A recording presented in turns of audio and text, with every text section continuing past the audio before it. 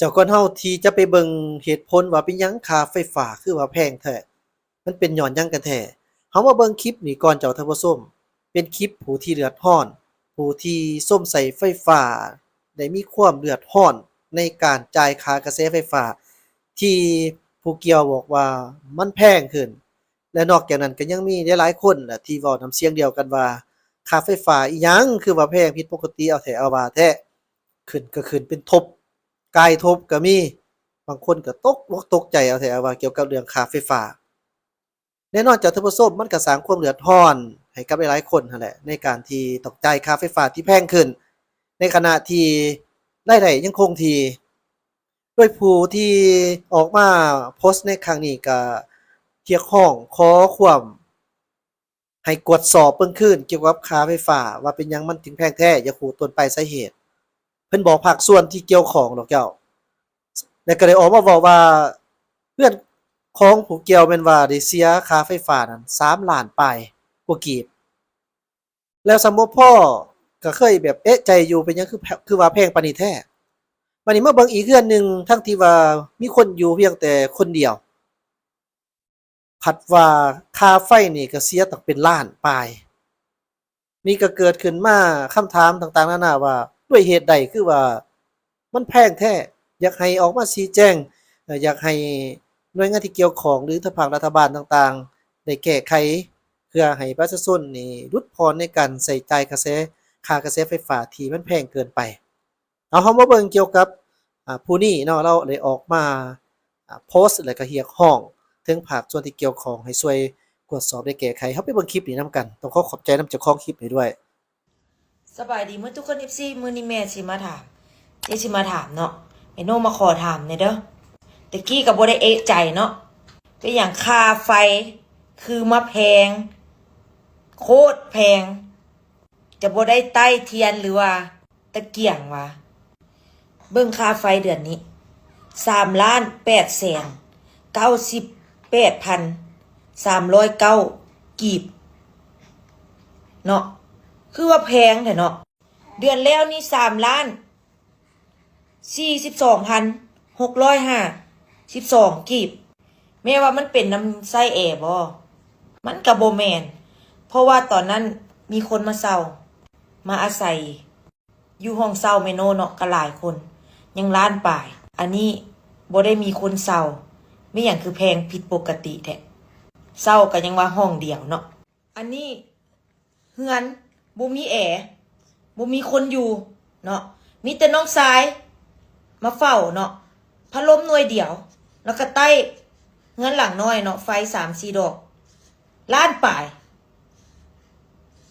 ไม่หยังมันแพงเกินแท้เฮ็ดจังซี่ประชาชนมันก็ตายติสิมีเงินอยู่ใส่ไปเลี้ยงลูกเลี้ยงเต้าอะไรแบบนี้เฮ็ดแบบนี้ก็บ่ได้ติบ่เนาะถ้าเว้าหยังผิดก็ขอโทษขออภัยเด้ออันนี้อยากรู้ว่าเป็นหยังค่าไฟมันคือแพงแท้เฮือนบ่มีคนอยู่ฮะยังล้านป่ายล้าน200,000ป่ายบ่ได้เฮ็ดธุรกิจหยังย้ายจากเฮือนหลังใหญ่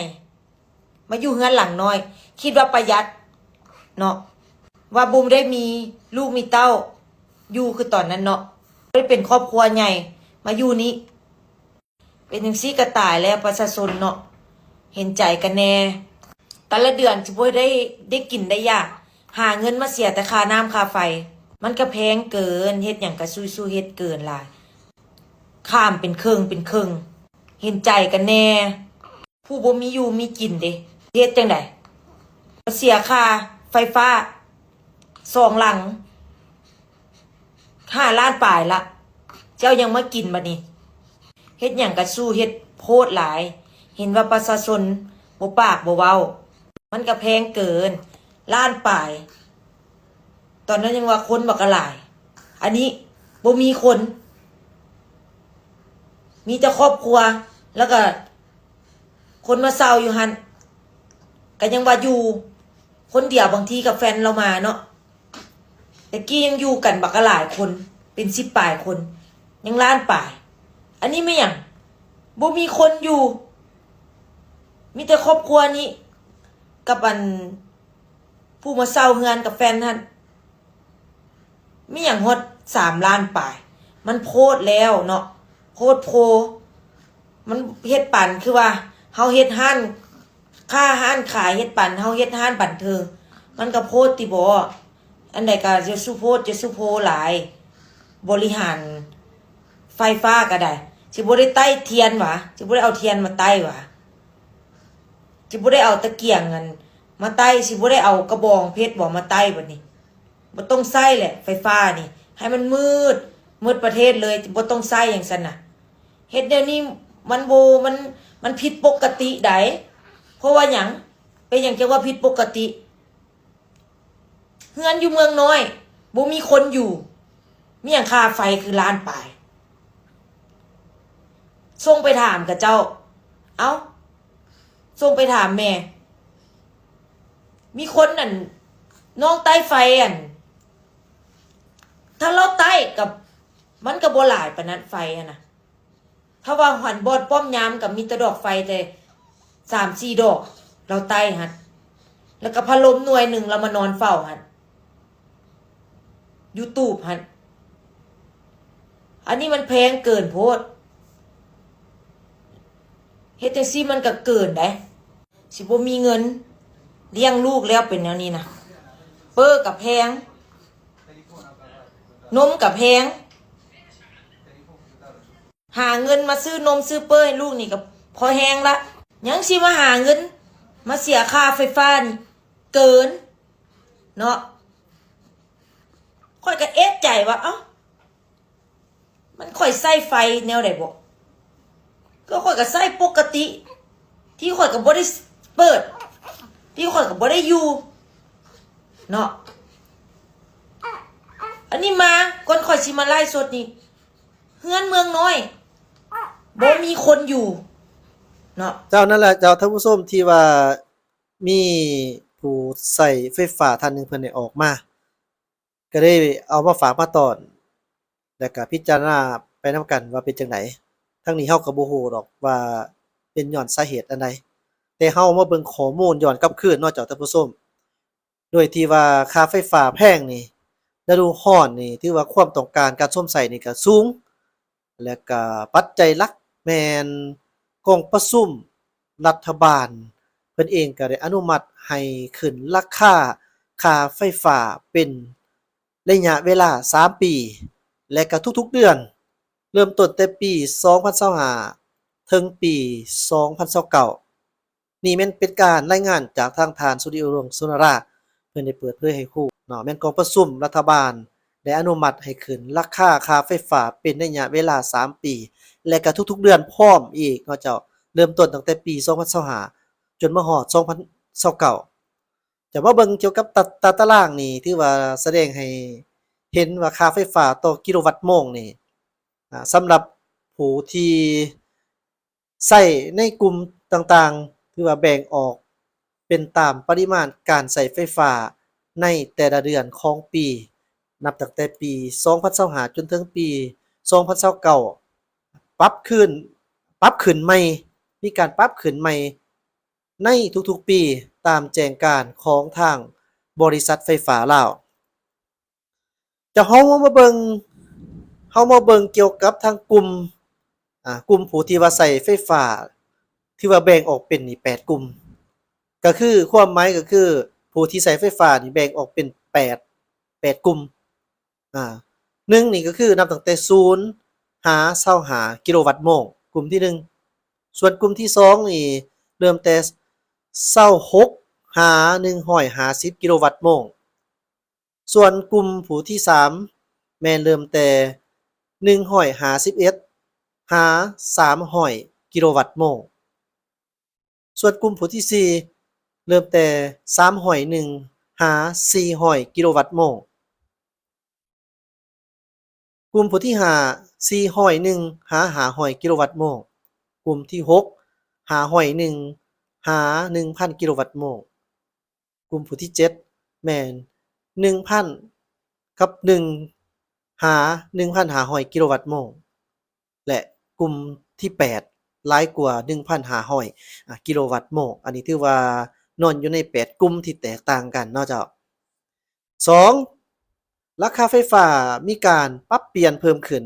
ในแต่ละเดือนภายในแต่ละปีพร้อม1ยกตัวอย่างราคาไฟฟ้าในปี2025สำหรับกลุ่ม1แต่0หา25กิโลวัตต์โมงยกตัวอย่างราคาต้นปีในเดือนมังกรปี2025แม่น355กีบต่อกิโลวัตต์โมงสำหรับราคาขึ้นในท้ายปีเดือนธันวา2025แม่น723กีบต่อกิโลวัตต์โมงนั่นหมายความว่าจังได๋เจ้านั่นหมายความว่ามันได้บวกถึง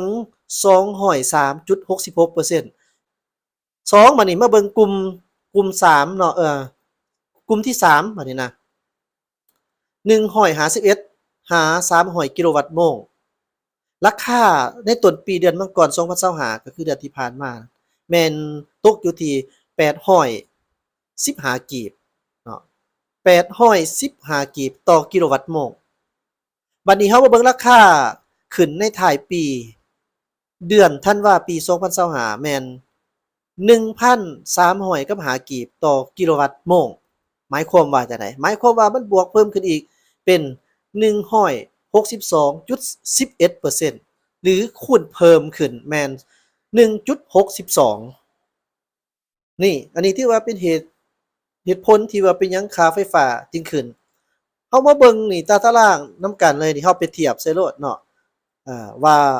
มันเป็นแบบนั้นแท้บ่เนาะแล้วเฮาก็มาเบิ่งเฮาเองคืนว่าเฮาตกอยู่ในกลุ่มไหน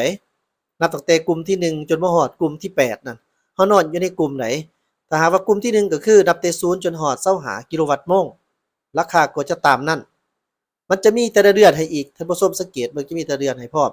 1 2 3 4 5 6 7 8 9 10จนฮอด12นั่นหมายความว่าแต่ละเดือนนั่นเนาะราคามันก็จะแตกต่างขึ้นไปเรื่อยเลยนี่แต่ละเดือนนี่2025แล้วเฮามาเบิ่งปี2026บาดนี้เจ้าท่านผู้ชมนอนอยู่ในกลุ่มเดียวกันเด้อปี2026เบิ่งง่ายๆก็คือมันเพิ่มขึ้นอ่า